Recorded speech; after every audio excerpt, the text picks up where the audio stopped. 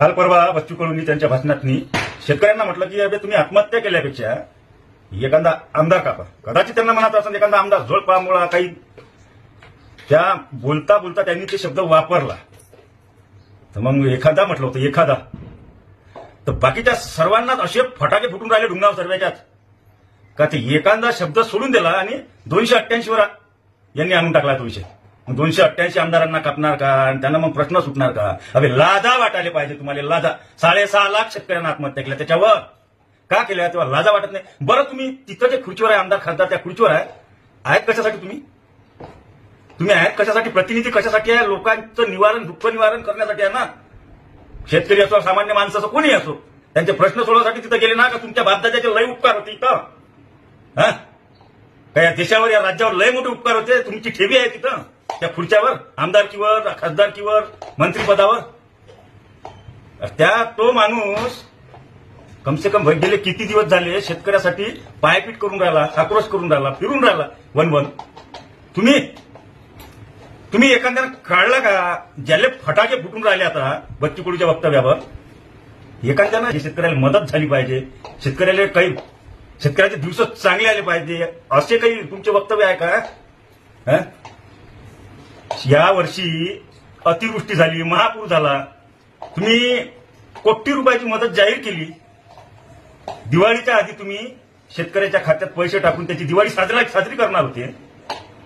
माझ्या घरी 5 सातबारे आहेत 5 अकाउंट आहेत. बाप 2 भाऊ आणि 2 पोरं आमचे. एकाच्या बी खात्यात 1 रुपया आलेला नाही अजून. कुठं भोक्का केली का तुमची मदत.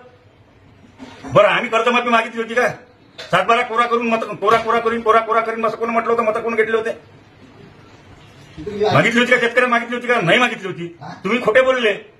तुम्ही आता करत नाही. अरे नका करू ना तुमची मदत एवढे बी बर्बाद झालो ना आम्ही अतिवृष्टीनं नका करू. हे पा नाही आले आम्हाला आवडेल सोयाबीनचे पाहिजे तसे.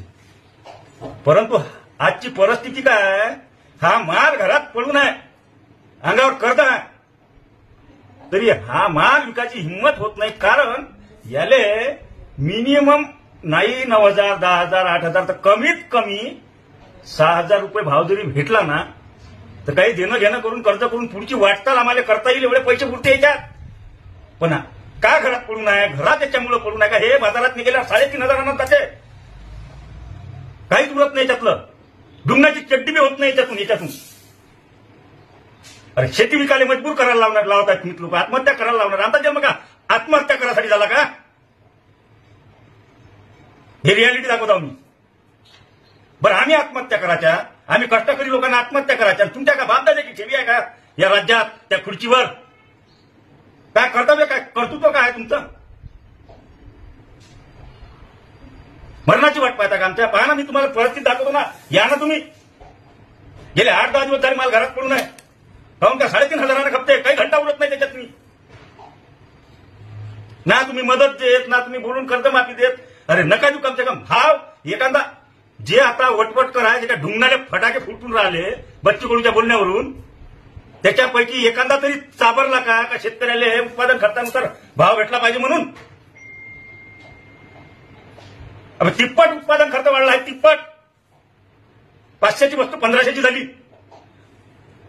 आणि 8-8, 9-9 हजारावर 10-10 हजारावर गेलं होतं. कधी गाडी सोयाबीन 3,500 आलं. हिंमत नाही होत आमची काय ना काय शिवावं म्हणून गोष्टी करता.